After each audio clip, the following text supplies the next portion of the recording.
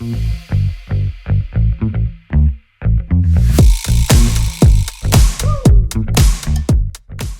right, welcome to another episode of The Martini, a show that focuses on set etiquette and best practices to help everybody have a safe, creative day to get to that most important shot, The Martini. I have with me today Alex Mena, got line producer and indie filmmaker. Yep, documentary filmmaker. Alex and I go way back. We have known each other for a very long time. And as usual, I have my producer, director, Eric, who is 2 or 3 glasses deep in... Waiting for the next one. Oh boy. He's waiting for the next one. Yes. And this is the Martini. And the Martini is up, as they say on set.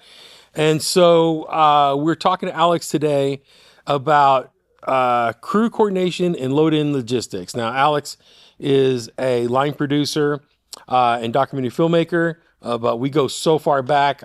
He also used to key grip and grip for a lot of my productions. Yep. And I was always impressed when I would see load-ins go. I mean, because we worked with pretty good budgets back in those days. Yep. And when I see the layout board and the... Exactly, yeah. Oh, my God. It just looked good. Yeah. Yeah. And that was probably the art department, but I'll take credit. Oh, what? Wait, Well, you know, sometimes there was art departments on those jobs. Some of those there were. Yeah. But load-in logistics, it's not just pulling up with the truck. I mean, what are some considerations that productions need to consider when they are... Loading and logistics are really tricky, and you really have to hire a really good locations manager or location scout. First of all, that's the number one thing. Get you a good locations scout or manager who can, first of all, scout the location for you, send the client and the agency all the photos and everything that you need, and then once you have the location figured out, you do the site tour, and you actually do the tech tour and maybe the director's tour at the same time, and you figure out where you're going to shoot and everything. And while you're there, you figure out where all the trucks and where all the Jenny is going to park and where all of this is going to live. And the location scout is the person who's actually going to supervise that. So that's really important on location shots, because if you don't have a location scout, and even if you've got the locations booked, then that's another thing on your plate that you have to do in addition to everything else of the day's work. So yeah, hire a good location scout. Just is some of that also crew coordination and loading logistics? I mean, the first AD is also involved in that quite absolutely, a bit as well, right? Mm-hmm.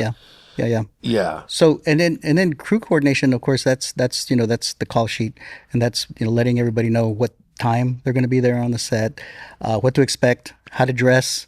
If you're in a really nice house, are you going to have to lay out some layout board? Or are we going to is everybody going to wear these little footsies and stuff like that for their shoes? Basically making sure that everybody follows the protocol of trying to do as little damage in a house that maybe you rented for $5,000 or $10,000 a day, and the owners is going to take possession of that house in 10 hours or 12 hours or whatever time you've arranged for it. So it's important that you leave it in the same way that you left. When you arrived at 6 a.m.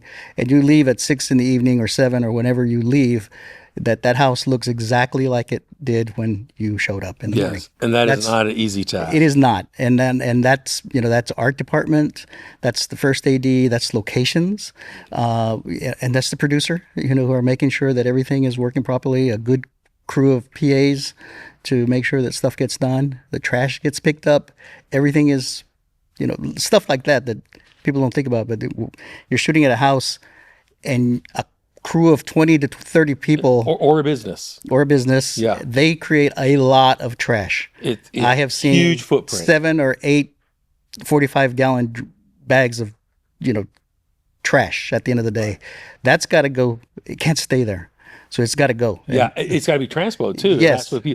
That's what I say about the other episode. Like when producers, and I guess production people in general, don't think about the next step of getting stuff back off location or set, moving moving all that water, or moving all that trash, Or the furniture, for example, if you're if the art department or the art director from the agency says, well, we're doing a thing for rooms to go or something like that. Well, they're going to bring in all their furniture. Well, the furniture that's in that house has got to go someplace, right? Yeah, exactly. So it's got to be pulled out. It's got to be secured. It's got to be Protected. covered, protected, moved someplace else, maybe outside, covered. And then the prop furniture comes in, right? And then that's the hero, right? The hero furniture.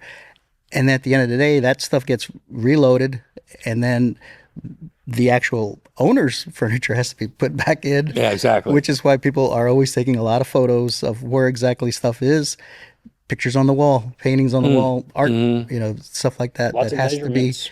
That has to be put back exactly like it was, because if you don't, I guarantee you that owner is going to complain. They'll notice. They'll notice. and they'll let the location people or people, they'll let them know. Yeah, they'll notice if the coffee table is turned Absolutely. 180 degrees Yeah, the wrong way. Yeah. Hey, real quick, also, I think we had a gift for Alex in that janky box. Oh, that we shit. never gifted to Alex that I'd really like to give him. Well, I got a gift. Suddenly, my producer comes alive. Yeah.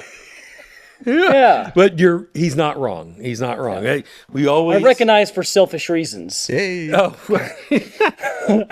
he is not wrong. Chanky box out of Yeah. Chicago. Are you familiar with the Jenkins Yes, box? I am. You are. It's a great little device. It's an awesome product, Yep. right? But it's a great place to store valuable things. And Valuable usually things, I can see. valuable things. And Very, so very valuable. here we go. So for you, we have a Modelo, Very nice. right? Oh, and well, hang on, stop. And it doubles as a table. Yeah, get my Greek dots out so that.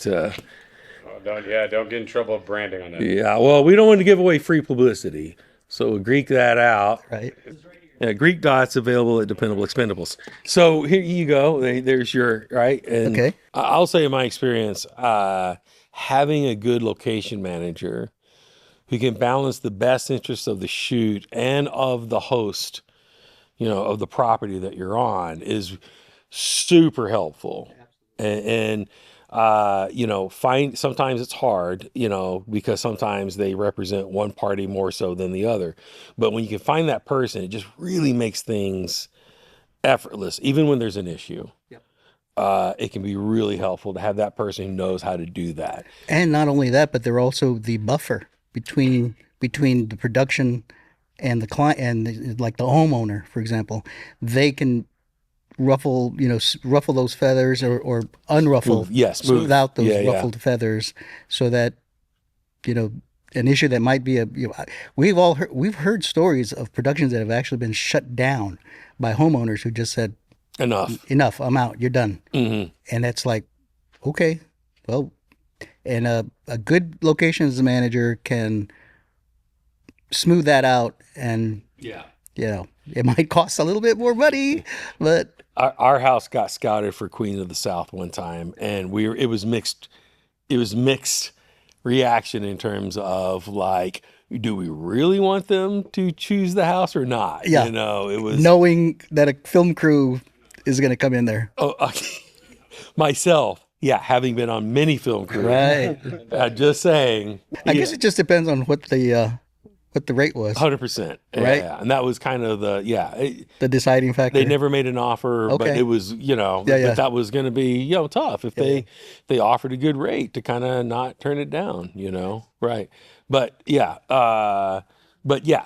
nervous about having a film shoot in my own house. Boy, part of the whole educating the person or the client or the wherever you're going to be is just being honest with them and telling them, we're going to need 12 hours and we're going to need to sticker the neighborhood and let everybody know that there's going to be a film crew here for the next, on this date, so that the neighbors are aware of that, right? So and there's a number, usually the location's, manager's number.